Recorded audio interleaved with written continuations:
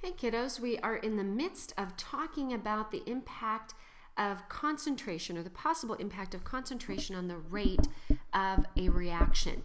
And to do that, we derive or determine from data something called a rate law expression. So this is the rate, and it could be rate of formation. Sometimes they talk about rate of loss. It depends on what's convenient, but its rate is equal to a constant K. That K is called the rate constant. It only changes with temperature. It is not dependent on concentration, times the concentrations of substances to some power.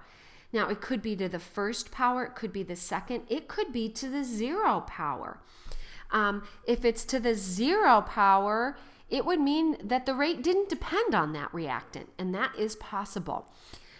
Couple comments: the rate of K, the units of K are very, very important. And I'm going to hold off. Here's the formula.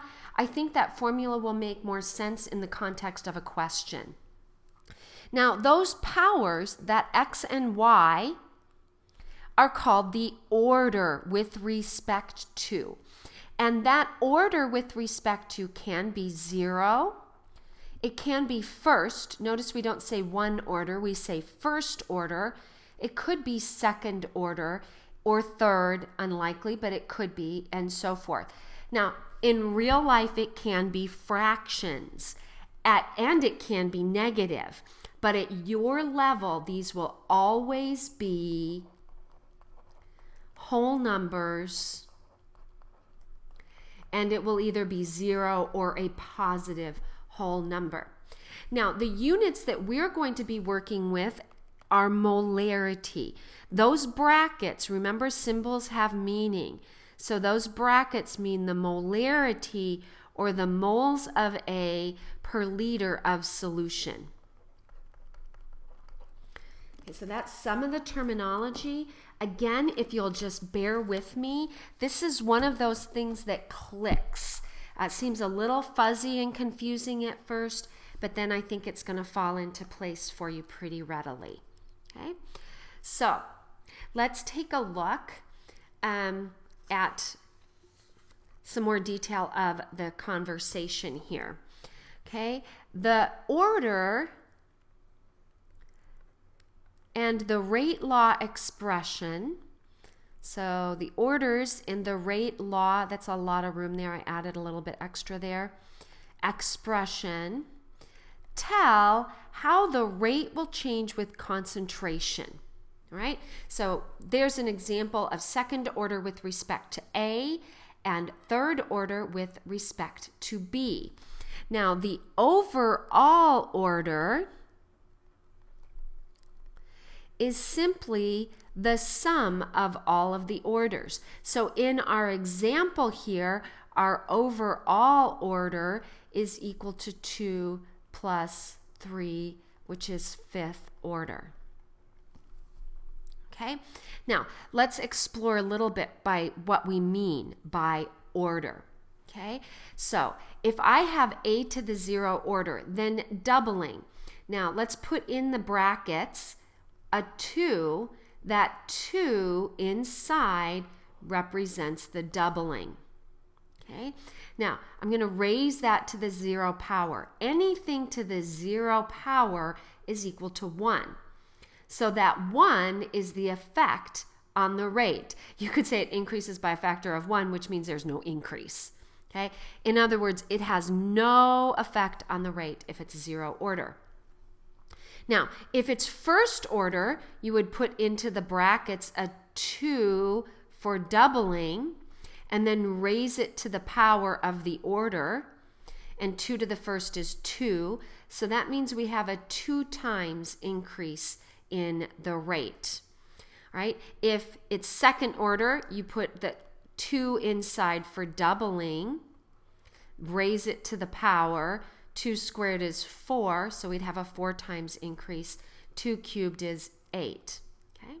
Now, just to kind of express this, what if I triple the rate and it's third order? Well, or let's do it with second order. What if I triple the rate? I want you to see the numbers clearly. You put a 3 inside to represent the tripling, and then you raise it to the power of the order. So 3 squared is 9, so the rate would increase by a factor of 9.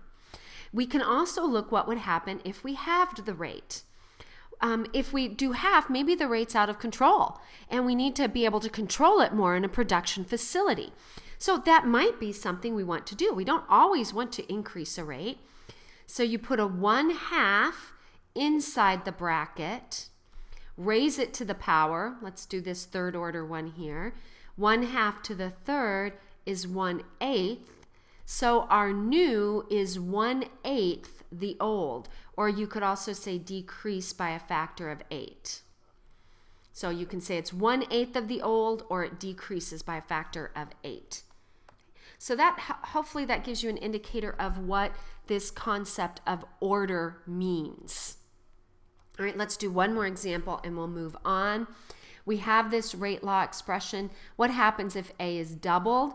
Well, the rate new, this would be another rate you can have, is going to equal a factor times the rate old. I've said that in words, but I want to put that explicitly now. To get that factor, you put what happened to the concentration inside the parentheses, then you raise it to the power outside. So the rate new is 4 times the rate old. What if it's tripled? You put a 3 inside for the tripling, raise it to the order, so instead of the new rate being 3 times the old, the new rate is 9 times the old.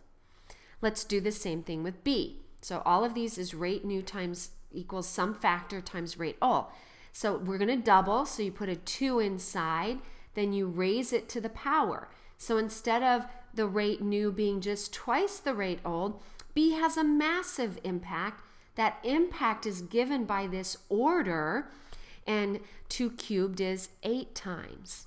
If B is tripled, you put a 3 inside for tripling, you cube it. That's going to be 27 times. So do you see, if I want to control my rate, altering B has a much bigger effect than altering A, because the order with respect to B is greater than the order. Now, what if we doubled both?